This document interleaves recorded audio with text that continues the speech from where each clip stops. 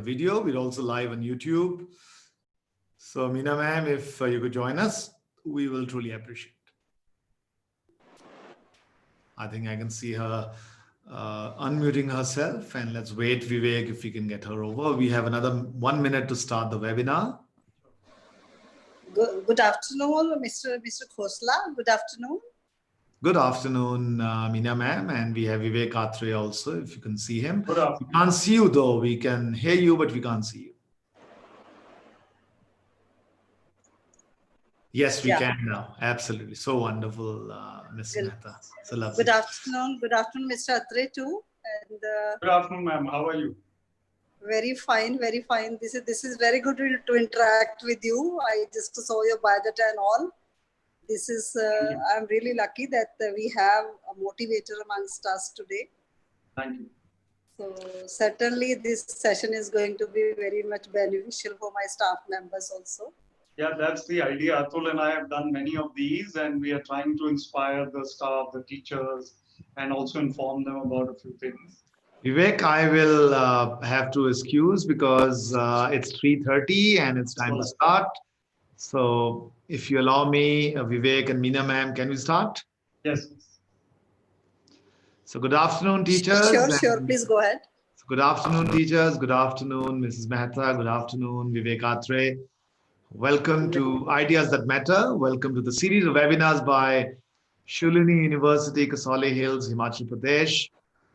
A small idea that Vivek and I had around 3 months back was to create a platform for sharing ideas so that we could inspire our students in the process.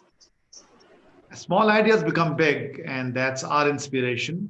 Ideas That Matter have now touched more than 150 different schools across the country. We have touched more than 100,000 teachers and parents and students, of course, wherever they came in. But more importantly, it's been a lot of fun. We have spoken from topics ranging from the new education policy to finding success within, to leadership, and many, many more very interesting topics. I am delighted to welcome Mr. Vivek Atray with us today. Vivek is going to be the speaker of the day. Vivek is an ex-IAS officer, a motivational speaker, a TEDx speaker, and author of 3 books. Finding Success Within is the latest book, and he's going to be talking about that, which is the topic of today. And also, as I always say, Vivek is a very dear friend and a professor at Shoolini University. Vivek has been quoted in the Wall Street Journal and many, many international newspapers, largely because he was the brain behind the IT Park of Chandigarh. So great to have you, Vivek. What a beautiful and wonderful CV you have. And we'll somewhere come along and ask you this question, why you left the IAS, because Vivek resigned from the IAS at the peak age of 50, which most people can never dream of. And that's the courage that Vivek has. My name is Atul Khosla. I am the founder and Pro-Vice Chancellor of Shoolini University. I'm a BTech from IIT Kanpur, and then an MBA from Jamnalal Bajaj in Bombay. Spent around 35 years. I spent 20 years in the industry, 35 different cities, 7 different countries. And that's when the teaching bug hit me, and I said, I have to go and teach. I'm a very proud teacher now. I love to teach, and I'm so excited to be here today with all of you. I think with that background, I'm going to request Meena ma'am to take around 30 seconds to introduce the school, and we will then get into the dialogue.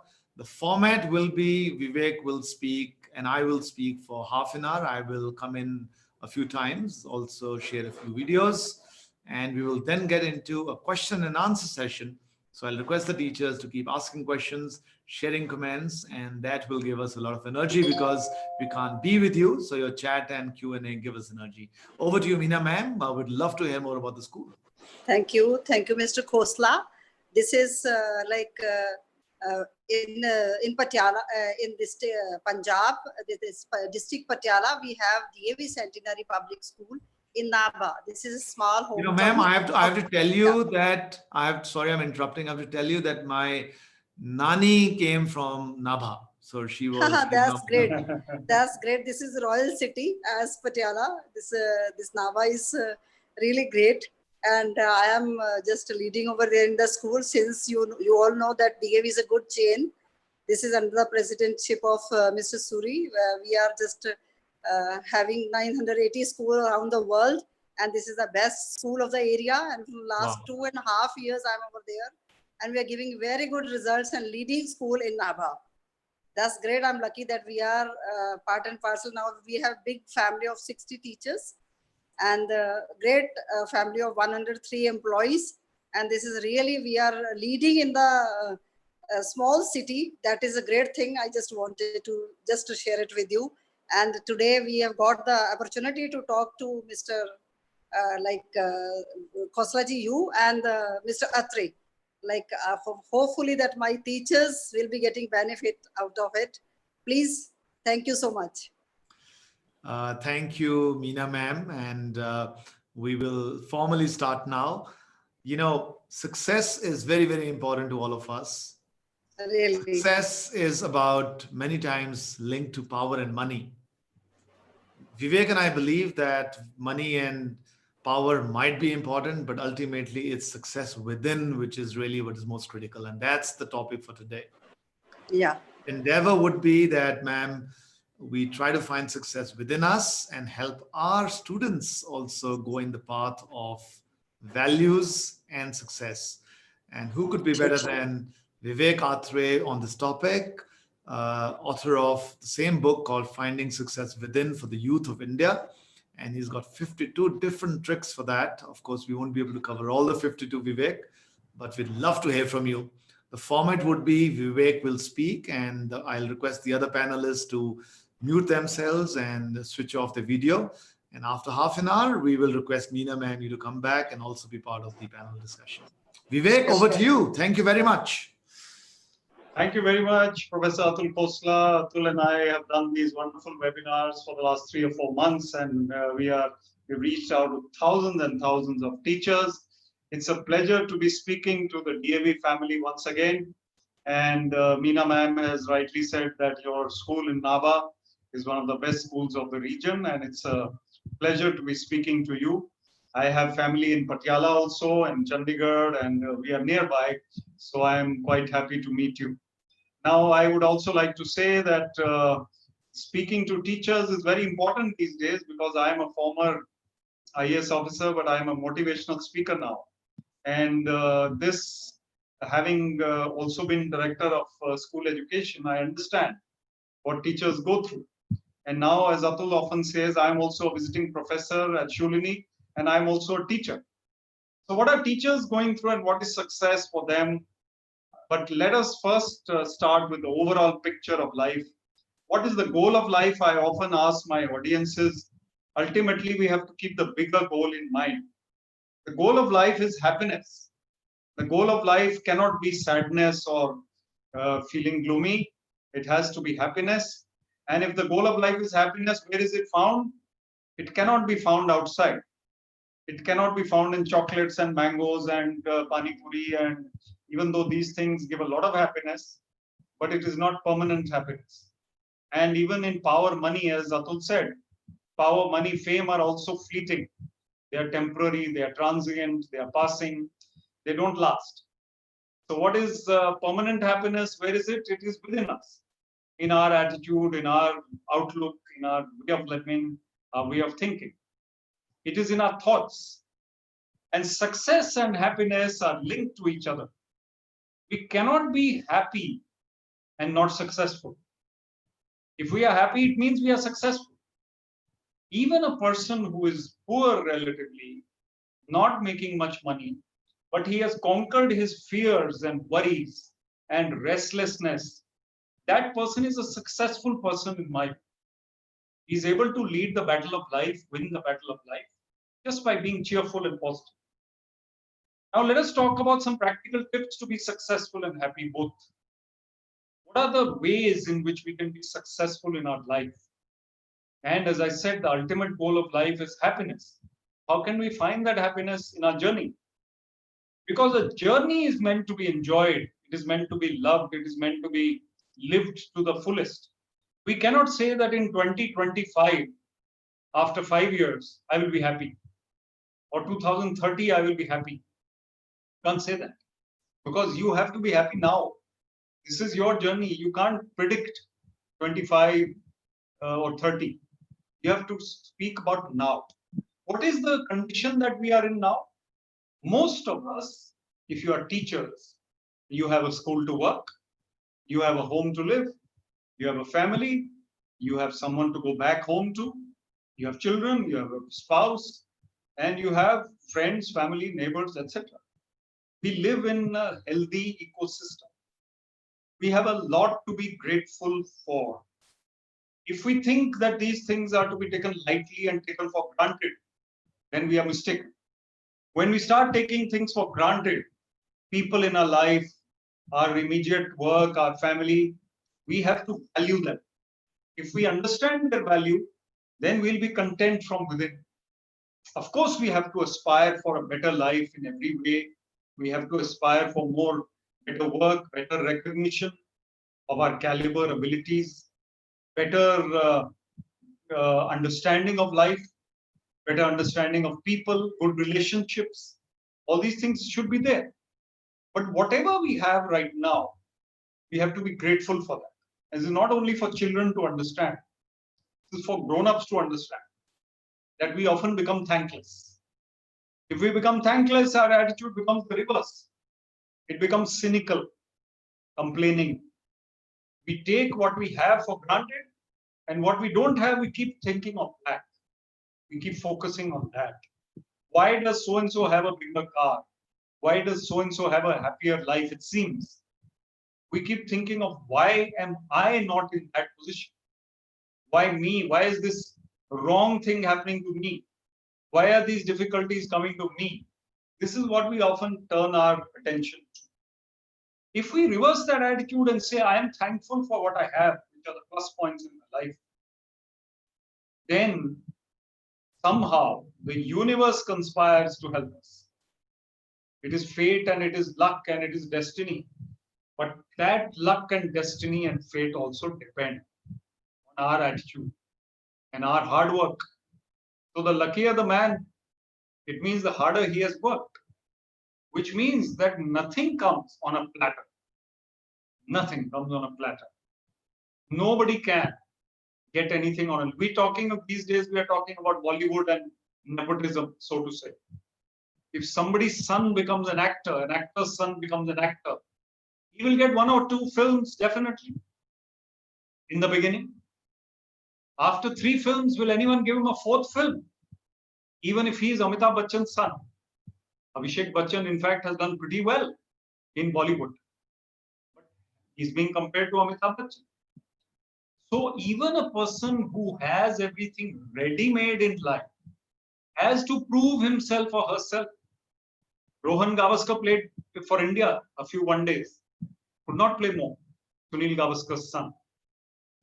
Sachin Tendulkar's son, Arjun Tendulkar, will have to prove himself. He's only about 19 years old now. He has to prove himself. So what I'm trying to say is that nothing comes on a platter. Nothing comes free of cost. Everything comes to us because we deserve it, or we have worked for it, or we have somehow, our karma has allowed it to come to us. What is karma? Karma means we do good, we get good. You might think I'm a good human being, but so-and-so is enjoying life. He or she is not a good human being, it seems. Doing all wrong things, but quite happy. I am facing difficulties. What is the point of being a good human being? So ultimately, it doesn't work that way. Ultimately, it all evens out. And ultimately, the person to whom happiness comes is the person who has strived to lead a balanced life. Let me tell you 3 things which are vital. The first thing that is vital is to work on yourself. The first thing is to work on yourself. Work on yourself means nobody's perfect. I mean, if you are perfect, I don't know. Maybe you are. But normally, nobody's perfect. If you lose your temper a little bit more than you should, or you are a little, let's say, not very punctual by habit, or you are prone to restlessness, then you have some improvements to undertake in your life. So the first thing is to work on yourself, your improvement, your self-improvement. The second thing is to care for others. If we are only self-centered, me, my, then life is not going to be easy. Then people will not be very happy with us. We will be only self-centered and life will not be balanced. We have to care for our loved ones, our friends, our relatives, our colleagues, or even somebody on the street who needs our help. If we are caring, life becomes more successful and happy. Somehow everything comes in our benefit then. Everything comes to help us. We help others and the world helps us. That's how it works. So your good deeds never go unrewarded. They will always be rewarded by the Almighty. The third thing is, of course, to work hard in your career. Of course, you have to do better and better. But keep God in your mind. Keep the Almighty with you. Work hard in a particular focused way. Improve your skills. And then you find that life becomes easier. So 3 things: working on your own qualities, giving love and care to others, and then working hard, but keeping God with you all the time. These are the ways in which you can actually lead a happier life. And if I break them down into 52 tips, which I have in my book, Atul mentioned my book, the topic Finding Success Within. There are many of these topics which I'll take up in the second half, but I will just show you my book now. This is the book. It's called Finding Success Within, 52 Life Skills for Young Indians. And why am I talking about this book? Because it is the topic of the day and because it's come out recently, it's doing pretty well. I think you should read it and I think you should share it with youngsters in your family. So I'll come back again with some tips. Atul has some more ideas for you and some inputs and hopefully a video. Thank you, Vivek. And I would like to build on this whole concept of optimism. You spoke about सारी कायनात आपके पीछे लग जाती है उसको मिलाने के लिए. And I'm reminded of a very famous dialogue of Shah Rukh Khan. इतनी शिद्दत से तुम्हें पाने की कोशिश की है कि हर जर्रे ने हमें मिलाने की साजिश की है. That is optimism. So there are some great leaders who've shown tremendous amount of optimism in their life. And I was reading LinkedIn in the morning, and there was a very beautiful piece written on optimism, and I thought I should read that up for all of us. It goes on to say that optimism is a muscle. Great leaders use this muscle in abundance. And who could be better than this as an example than Sir Winston Churchill, the very famous Prime Minister of United Kingdom, or England as you call it. One of the greatest optimistic leaders of all time, Winston Churchill, was exceptionally skilled at using the language of motivation. He was able to turn the British people around, despite the fact that they were losing the war, to believing in his vision for Britain's future. Winston Churchill's strategy was a strategy of an optimist. He believed that things would get better because he knew that he would make it better. Optimism is actually a behavior and not a mindset. I call it an optimism of believing that nothing is impossible. The moment you start thinking about that, Vivek, you know it. Things start working around. And I'm sure that's the type of optimism we need to share with our students today. Our students are very stressed out right now. Many of them probably not in schools, but in colleges, they don't have a hope for jobs. And it is our role to give them that optimism, to get them away from cynicism and get them excited because we can. So I think as we get into this discussion of optimism, I'd also like to bring a second concept, which is happiness. And the topic is success today. There was a research Vivek done at Harvard, which said that happy people are always successful. Successful people need not be always happy. So chances of success go up by 75% if you're happy. And how can you be happy? Of course, there are lots of ways, and Vivek will speak about it. But the easiest way is to make sure that you are not a loner.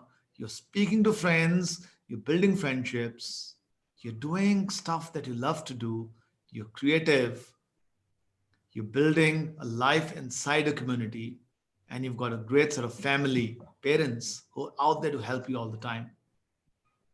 By the way, such people are also, they live longer, Vivek. Happy people, as part of this research, indicated that the chances of hitting 80 and above in a healthy way are way higher than the guys who are loners.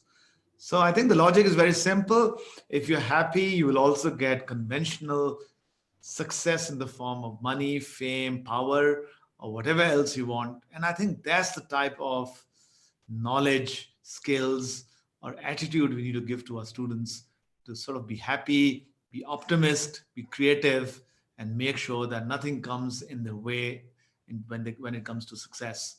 I'll give a small example, Vivek. When we started Shoolini, people laughed at us. We just had 20 lakhs in our pockets. Dr. Khosla, our founder, was 65 already, and he had this dream of building a truly world-class university.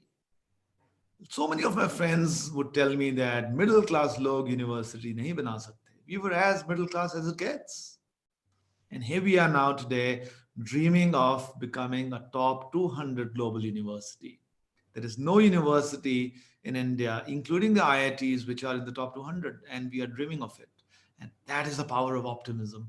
We are sure, we think, we believe, we dream, and we work on it every day that we can.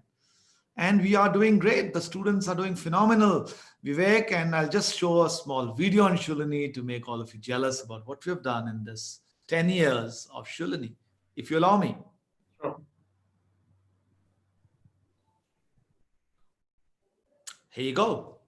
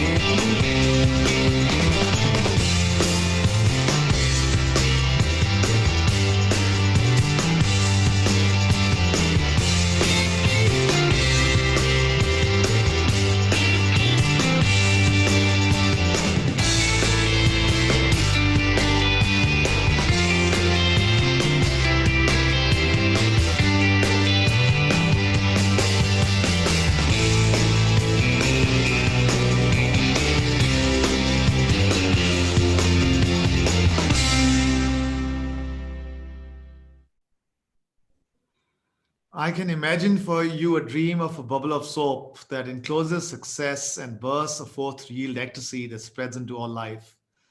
But to break it, you have to aim your arrow with lots of hard work. And that's what you were talking about, Vivek. Lots and lots of hard work and attitude. So I'll leave it for a while and hand it over to you and come back towards the end. Over to you, Vivek. Wonderfully well said, Atul. That was a great speech and fantastic ideas and inputs and a very inspiring video from Shoolini campus. I'm sure all the teachers will have loved that video. And I would really, Atul and I would appreciate questions at the end of this session, which is in about 10 minutes you can ask, or 15 minutes you can ask questions. Okay, so coming back and to add to what Atul said, so ultimately, what are the things that we need to do to be successful? As teachers, what is it? So as a teacher, probably what you should be looking at is to be successful in terms of obviously bringing out students who are outstanding from your school. If as a teacher, one of your students does very, very well, then you are the one who is get the credit and to be celebrated and to be recognized as a great teacher. So obviously, when you produce outstanding students, that is the main thing.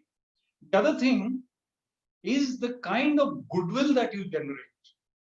It is very good to be a great teacher. You know your chemistry, you know your history, you know your Hindi, English, whatever, and you instruct them very well, online or offline. I know you're having a difficult time nowadays online, but whatever the medium, you are a great teacher. However, you also need to be loved by the students. They can be scared of you and you can be firm, but they still need to have affection for you. And that comes out of respect, out of just watching you. So if you are a person who is generally cheerful, generally encouraging, generally positive, and not obviously corona positive, but generally positive in life. So you have to be, then you become a person with goodwill. Even when you retire, even when you go into your retirement age and old age, students will meet you all over the market or somewhere and say, ma'am or sir, you taught us, sir. It was so good, sir, to attend your classes. Now I'm working for HDFC Bank or I'm in the civil services or whatever it is. So these are the great achievements of teachers. And your colleagues, your other staff members, if they look up to you, if you are so helpful to others, you are so positive in your demeanor, you are so energetic, cheerful, enthusiastic. These are traits of a successful person. Someone who doesn't lose his cool or her cool very easily is a successful person. You might think that, look at MS Dhoni, by the way. Let's take the example of Dhoni. Dhoni never showed any excitement when he won the World Cup also. Twice, 2007, 2020, 2011, 50 overs. Almost won the World Cup so many times after that also. But he never showed any excitement, always balanced. And when things were not going right, balanced, never looks worried, never looks fearful, always composed, always calm. And always someone to respect. Even Virat Kohli never started out like that. He was very angry, an angry young man like Amitabh Bachchan used to be in his movies. Virat Kohli, after scoring a century, would somehow be angry. Instead of celebrating, he would be, kind of almost swearing abuses. I don't know why. But later down the line, you look at him in the last 5 years when he's been captain, he has mellowed, he has matured, he's become balanced. Shadi bhi ho gayi. So that also helped him to become balanced because he has someone. Now the thing is that we have to respect people like that. There is a difference between authority and respect. And this is where the secret of success actually lies. I've been in the IAS. I worked for the various posts. I have had salutes and I have had, my father was an IPS officer. I've seen lots of, salutes and G sir type of thing. But what really matters is people actually like you and respect you. Not because you are in the saddle or in the chair. That is something which you need to understand. So you have to be loved and respected. So I'm going to tell you the story of an SHO. Punjab is very well known to SHOs, and SHOs are a part of life. Station house officer of a police station. And there was an SHO Sahab who was enjoying his position, enjoying his power. And he was, one day after lunch, he was reclining on the divan. Divan hota hai? They used to have divans in office also. After lunch, the officer would go and relax over there. Now, after that, he was relaxing and one person was pressing his feet and one person was shelling pista. One by one, he was giving him one pista after another. And this person was enjoying himself, relaxing, and the third person comes. He says, sir, Janab ki badli ho gayi, which means you have been transferred. Now this order is in his hand. And this SHO gets a total shock. He did not expect a transfer. He wanted to stay in that position for another 2 years at least. He's been transferred. The order is clear, it's there. The person who is pressing his feet, he stops. The person who is shelling pista one by one for him, he eats the next pista himself. Why? Why does this happen? Because instinctively, those two people are relieved to see this SHO go. They are happy that he's going. They are not respectful to him because of the human being he is, but because of the power he wields. Now that he's going, that power is going. So what do we need? We need to be respected by people from the heart because of our nature, because of our character, because of our demeanor, because of the way we are, the way we speak, the way we inspire others. As teachers, we can be that even more because you are not dealing with criminals like the police. You are dealing with students. You are nurturing the future of the country.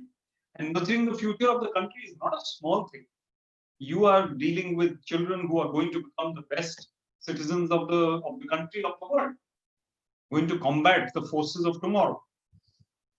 These are the things that you need to impart. One or two more tips. Atul often asks about teachers and how do they handle their difficult times and their difficult days and lots of work to be done. They handle them by time management and prioritization. There's so much work at school, so much work at home, so many things to do. But prioritization and time management will help them. What can be done? Take out half an hour for yourself. That half an hour will give you a lot of peace of mind. Read books, meditate, listen to music, go for a walk alone, be with yourself. These days, spouses also say, I need my space. So half an hour of your own space. Tell your spouse you need your space. Meditate, read, listen to music, do something like that, which is really, really useful. Then your day becomes easier to handle. All the other 23 and a half hours that you have will become easier because you'll be charged up. You will be so comfortable that it will be very easy for you to handle. And prioritization also means cut down on that which is not productive. Some phone call from your cousin sister, half an hour, or some other person who calls every day, 25 minutes. Maybe that can be cut to 10 minutes. 15 minutes can be saved for a walk or for a book or something. Well, ultimately, what do people talk about? Ultimately, half of it becomes gossip. So there was this story of a few ladies sitting in the park every day and talking loudly after they walk, and some other people used to walk around and listen to them. It's okay. It happens in the park. It could have been men also, ladies, men, anybody. So these ladies were sitting and talking, and this man or two men were walking, and one day they were sitting absolutely quiet. And they asked them, these men went to them and said, why are you sitting quietly today, ladies? Every day you are talking very agitatedly, animatedly. So the ladies say, actually, no one is absent today, all of us are present. What does it mean? It means there is nobody to talk about, nobody to gossip about. So sometimes we need to cut down on our activities of life which are not productive. They may be fun. You can have your fun for a while. You can enjoy your entertainment. You can don't watch that show which or that news which leads to depression. Watching the TV debate is also something which doesn't lead to success. It leads to a headache. And especially at night, if you are watching TV before sleeping, the news especially, no happiness in that. Never. So watch something constructive, watch something creative, watch something of inspiration. And your children will also learn. Parents have to be role models for their children. They have to be perfect role models that children can follow. And then if parents are telling, as teachers, you are also parents. If you're telling your children when you are 18 years old, beta, don't cross the red light, right? But you have been crossing the red light. Why will the child listen to you? I am not saying you are wrong. We are all human beings. We are imperfect. Perfection is not here in this world. Maybe in a tree it is perfect. A tree will give the same mangoes every year, perfect mangoes, perfect flowers. So we have to learn from nature, try to perfect ourselves, try to improve ourselves. Those three things I'll come back to again. Work on yourself, number one. Improve those things which you need to improve. Anger management, shyness, worrying, overthinking. Get rid of it. Worry and fear are not your friends, they are your enemies. One way to do this is to meditate. Meditation morning and evening. I follow the autobiography of a yogi. It is a book which I love, which is absolutely vital to my life. Autobiography of a Yogi by Paramahansa Yogananda. And this book has changed many lives. You can read your scriptures. Whichever religion you follow, read the scriptures, meditate. Meditation, which is morning and evening, is a good meditation, regular meditation. It will help you to be calm. Calmness is our friend. Then helping others, being of helpful nature, compassion, thinking of society, teaching some poor children, planting some trees, generally being helpful and positive, smiling and cheerful. And the third is working hard on your career, which you have to do. And always remember that God is there and He helps. Thank Him. Talk to Him. Be spiritual. If somebody is 25 years old today and that person thinks I will become spiritual after retirement, that is a wrong conception. Start balancing your life now. I started meditating at 40. I wish I had started at 20. It would have been much, much better. So balance your life and lead a cheerful life. Over to you, Atul, and we'll have an interaction, I guess, now. Thank you, Vivek. And I'm going to touch a little bit upon innovation and creativity when it comes to success. And I'm going to talk about our student, Aman. So for teachers over here, Aman is a student of a PhD student at Shoolini. She was a rather okay student, a little bit of a difficult child, I would say, in her bachelor's and master's. And magic happened in her PhD. She was working on a project on water, and she's done some amazing discoveries, which I'll show in a video in a second. In a nutshell, she's actually been awarded by as a World Water Fellow. She is, this is a United Nations award. More than 50,000 researchers across the world apply for this award, and she's got it. She's won a fellowship to Geneva as part of this. She's won the Tata Trust Fellowship, which is a 30 lakh award, and the list continues. How did this happen? It happened clearly from creativity and innovation. So my pitch to your teachers is, let the students do what they're passionate about and allow them to break the box, as they say, think outside the box. And once that happens, students will do amazing, amazing stuff. So a small video on Aman, Vivek, and we will then get into Q&A if you allow me. Absolutely. Here it is.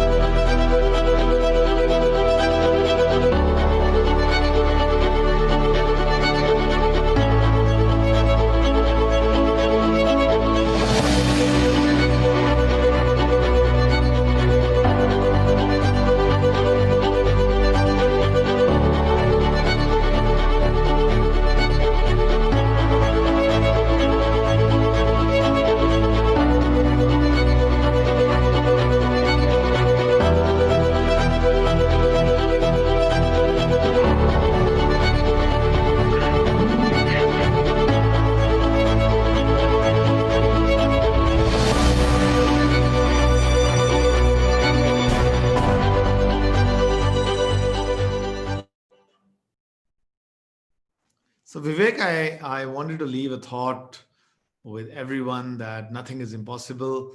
If we can make ordinary students extraordinarily successful, we as teachers will be so happy.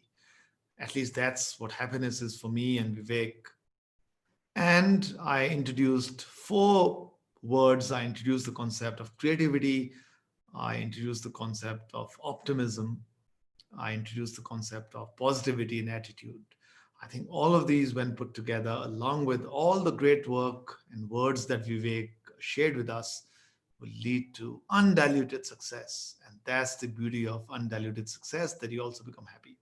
So, Vivek, over to you. Let's ask some few questions till the teachers get ready. We'll appreciate teachers if you can ask questions. I'll also request Meena ma'am to join us if you could unmute and stop your video, Meena ma'am, and join us in a discussion.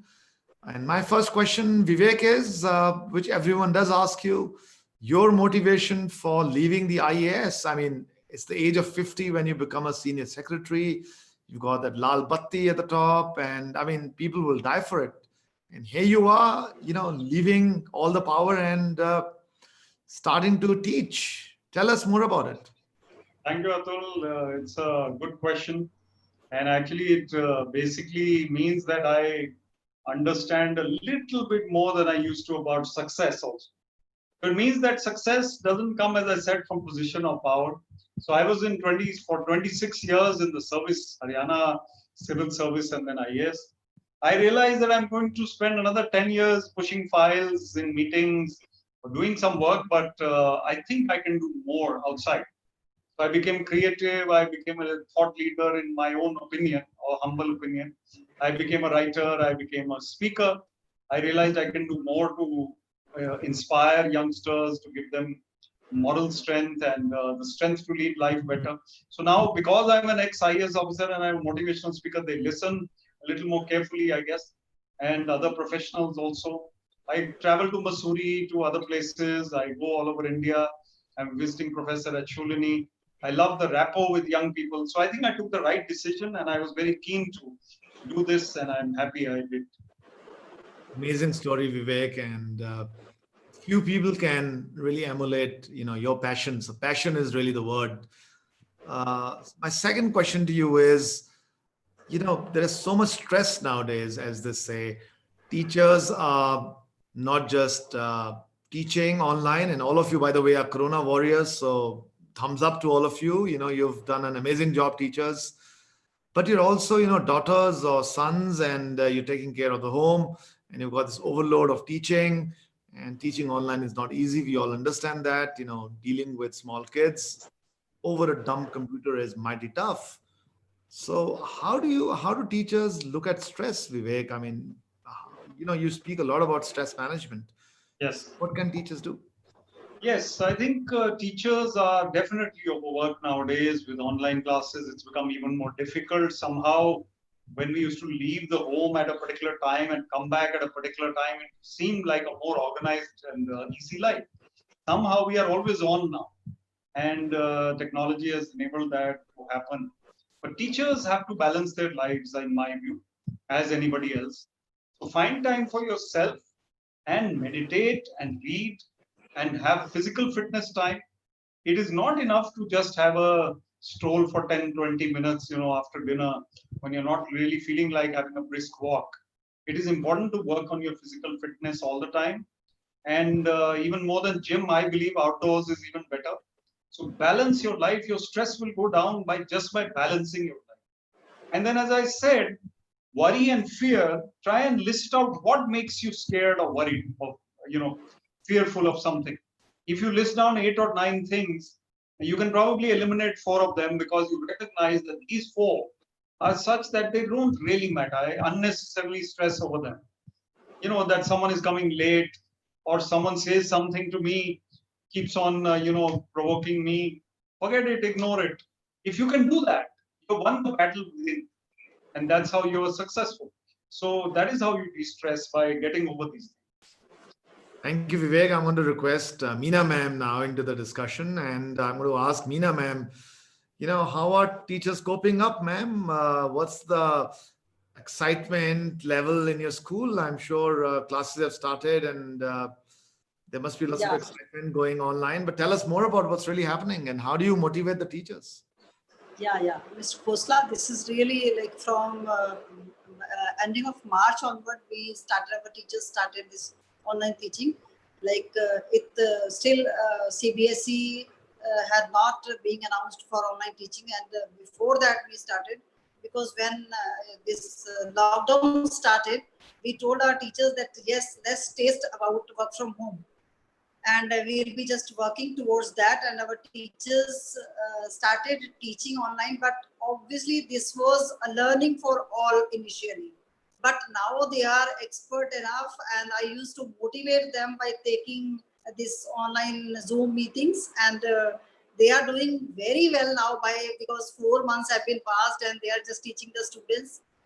But like again, my question was also there to Mr. Atray. Like we told, we motivate our teachers; they are doing their best, but some students, they are not serious about this online teaching, because obviously this cannot substitute that manual classroom teaching, and all the students are not that serious for attending the classes, coming into the class, or attending in that way, like as they are serious in the classrooms.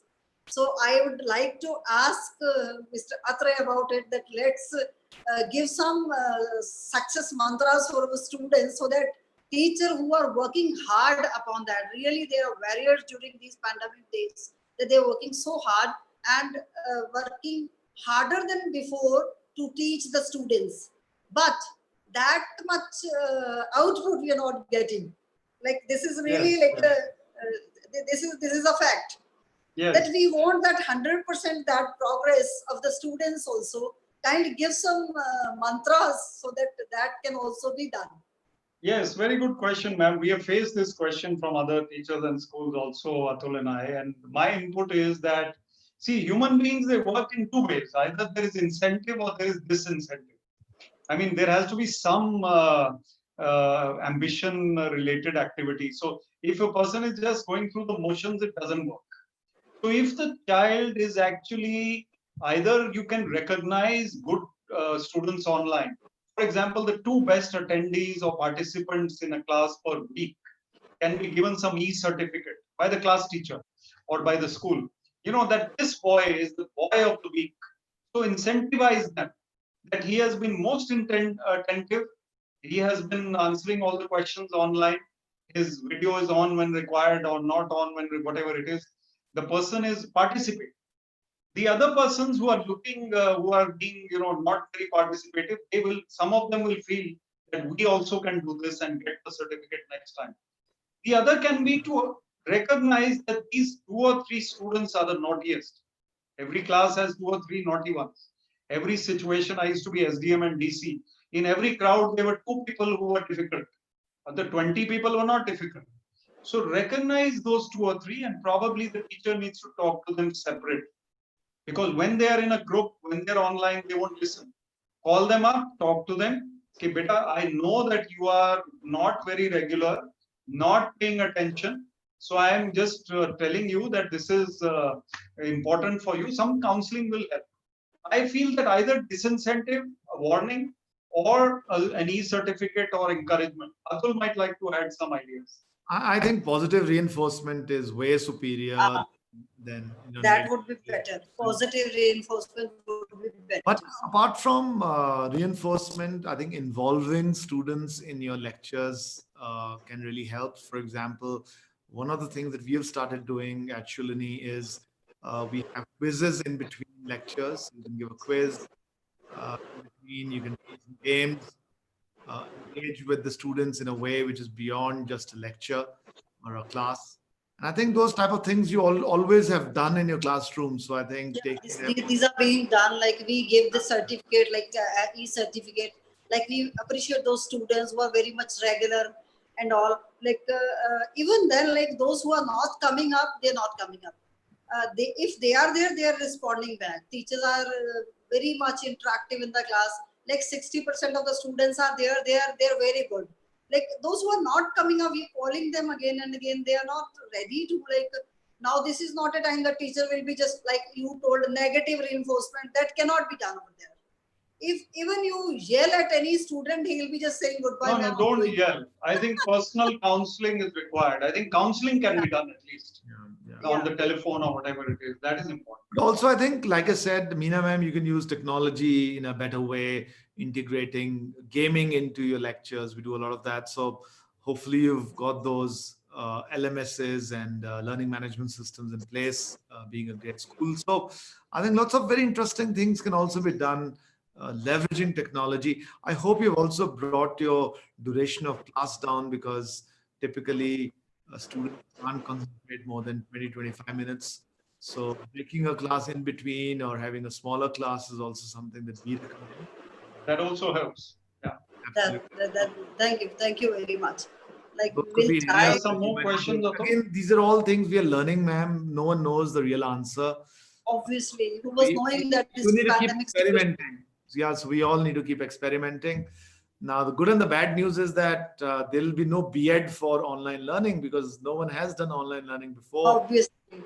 And the innovators will win. So I would request all the teachers to innovate every day, do something different in the class. Sometimes you'll succeed, sometimes it might bomb, but that's okay. I mean, students luckily forget things, and I just experiment all the time. Vivek and I experiment all the time in our format. Sometimes we converse, sometimes we give presentations. Sometimes, a very dear friend of ours, Naren Chirmole, who also does the same webinar, he would sing and play music. So lots of things you can do as a teacher. One of the things I'm also experimenting is that in a class, there is no one teacher. So like Vivek and I are doing a dialogue. You can also do that in your class. Amina ma'am. Also better. Two people can. Typically, it makes it more interesting than one person talking. So that can be done. So different things. Yeah. Vivek, for you. And Renu ma'am is asking how to make happiness a permanent attitude. Someone who's very aggressive, and how to be stress-free in this pandemic situation. Yeah, so Renu ma'am, life is full of ups and downs. There's nothing which is black and white. Sometimes you are on top of the world, sometimes you are not. But even in difficult situations, we can retain our calmness and balance. We don't break down, and that is what life is about. So you bounce back each time. One of my books is called Dubeji Bounces Back. So basically, the ability to bounce back from a crisis or from a low point in your life. Even this pandemic, how quickly we bounce back once things are better.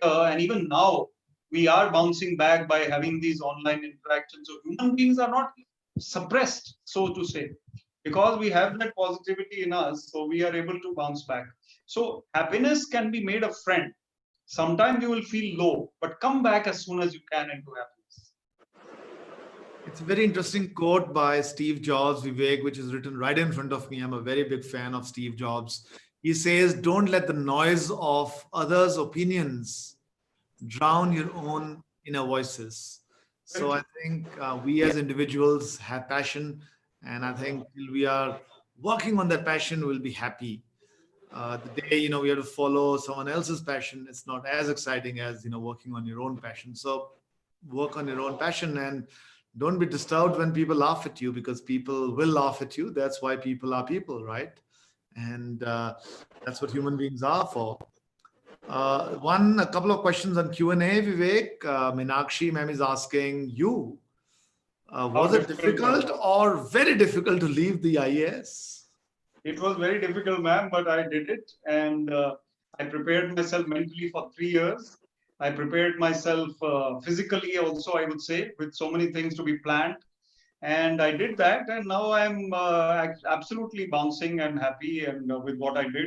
I'm still connected with with the government in some ways. I'm an advisor to the Chandigarh administration. I'm on the governor's advisory panel. So I do whatever I can through my writings, through my advisory work.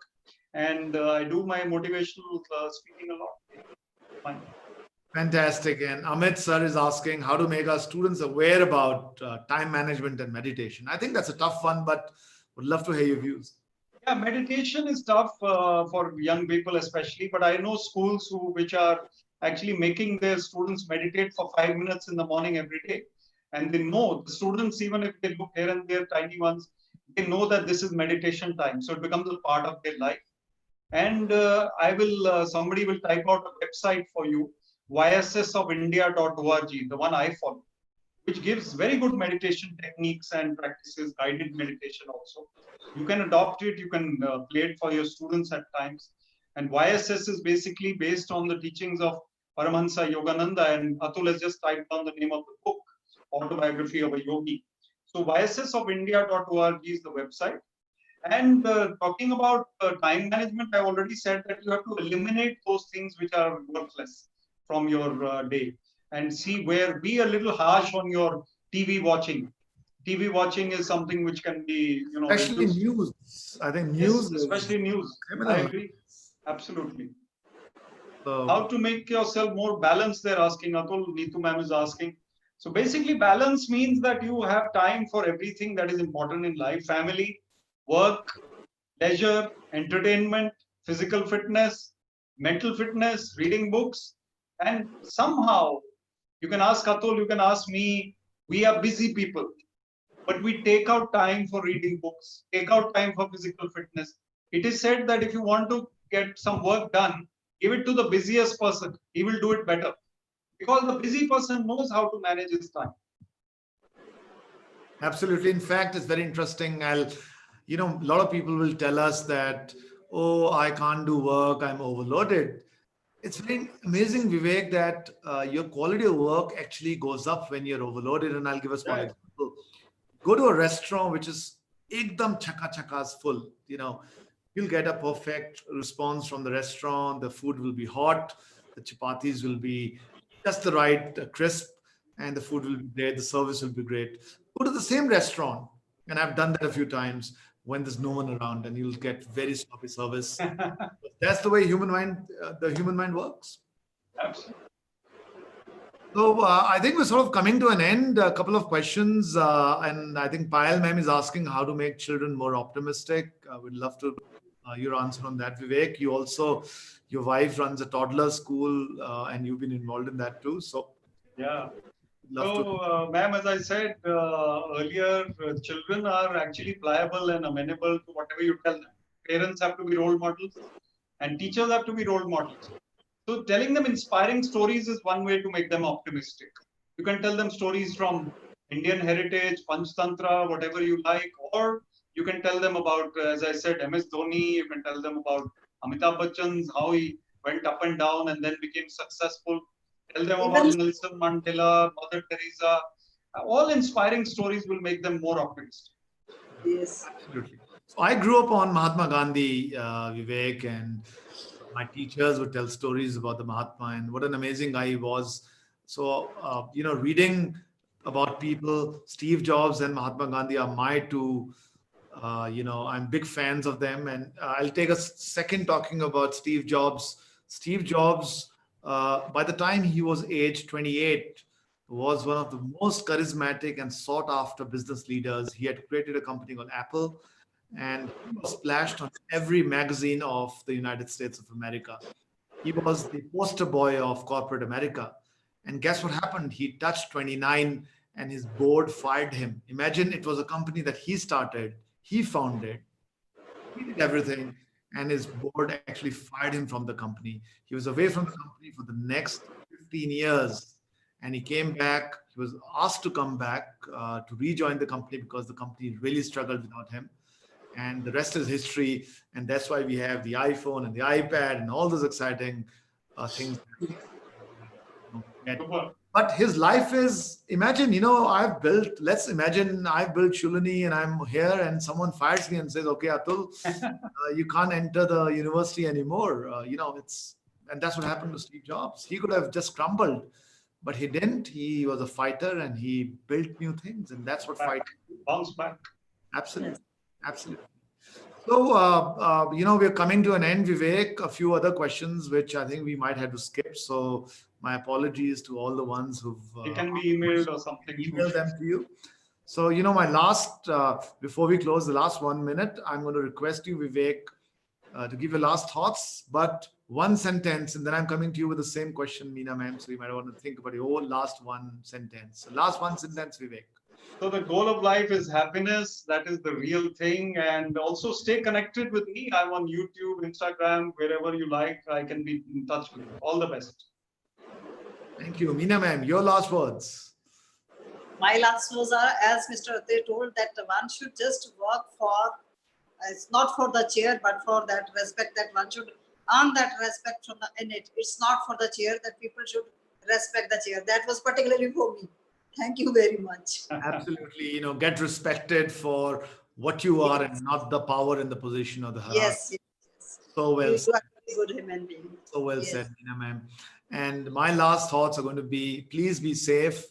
Corona is coming back in a slightly bigger way. Very sad, but a very dear friend of mine, classmate from IIT, died from Corona.